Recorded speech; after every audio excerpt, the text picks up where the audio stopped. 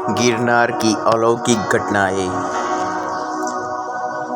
गिरनार एक जागृत पर्वत है। इसकी प्रत्येक चट्टान समाधिस्थ योगी है।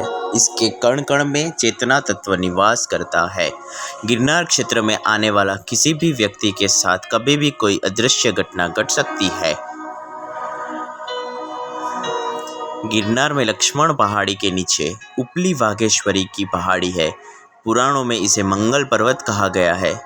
प्राचीन काल से ही यह पहाड़ी शक्ति पूजा का केंद्र रही है। इस पहाड़ी पर दक्षिण पथ में शक्ति की पूजा होती है, जबकि रामदेव मंदिर वाली निकटवर्ती पहाड़ी पर महामार्गीय पथ में ज्योत पट की पूजा होती है। पूज्य बापू पिछले 4-5 वर्षों से उपली वाघेश्वरी की सेवा पूजा का काम संभाल रहे हैं। वे सौम्य, दयालु और सच्चे भक्त हैं। एक दिन मैं वहां दर्शन करने गया, फिर मैंने बापू के साथ सत्संग किया। मैं उनकी आंखों के माध्यम से उनके जीवन में घटित कुछ अलौकिक घटनाओं के बारे में जानने के लिए बहुत ही उत्साहित था। एक बार बापू सुबह 6 बजे माताजी की आरती करने वाघेश्वरी पहाड़ी पर जा रहे थे। माहौल बहुत दिव्य था, पर ढोल बहुत तेज बज रहे थे। निचली वाघेश्वरी की ओर से उपली वाघेश्वरी तक जाने के लिए एक सीढ़ी है। बीच में कहीं एक समांतर बिना सीढ़ियों वाला रास्ता है। वे सीढ़ी के केवल 40 सीढ़ियाँ चढ़े होंगे, तब उन्होंने देखा कि अपने दाहिने हाथ पर एक दुर्लभ दृश्य है। वहाँ ठंडी की सुबह में 9 लड़कियाँ, सभी 7 या 8 साल की, खिजड़ी के पेड़ के नीचे बैठी नाश्ता कर रही है। बापू मनी मन सोच रहे थे कि कोई यात्री आया होगा, लेकिन केवल लड़कियाँ और इतनी देर यहाँ तक। बापू आरती का समय हो रहा था, इसलिए जल्दी जल्दी वहाँ से मनी मन बेटियों की संख्या गिन के सीढ़ियाँ चलने लगे।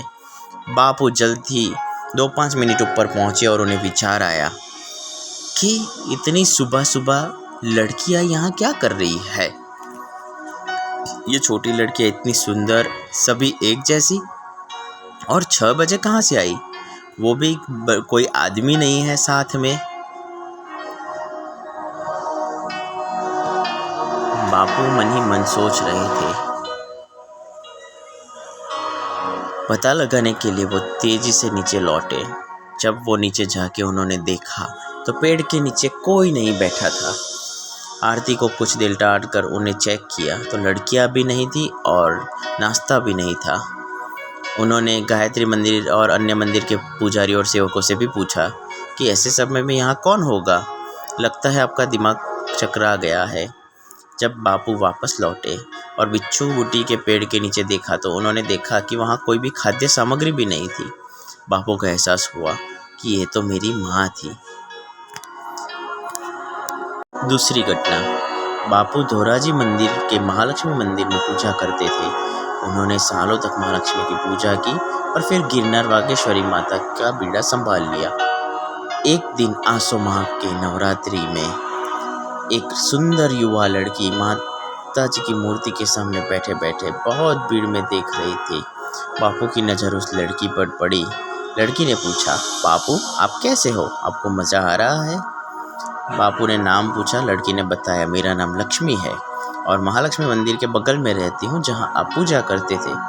अगर आप वापस गाँव आए तो ये रहा मेरा नंबर। बापू 6-8 महीने बाद वापस अपने गाँव जाना हुआ।